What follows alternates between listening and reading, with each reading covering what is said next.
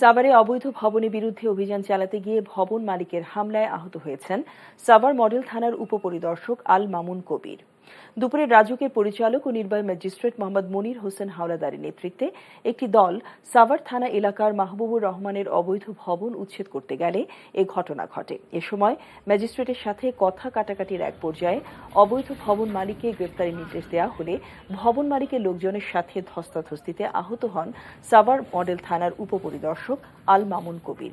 ভবনটির আংশিক অংশ উচ্ছেদের পাশাপাশি জরিমানা করা হয় 50,000 টাকা। এছাড়াও অপর একটি ভবন মালিককে জরিমানা করা হয় 1 লাখ টাকা।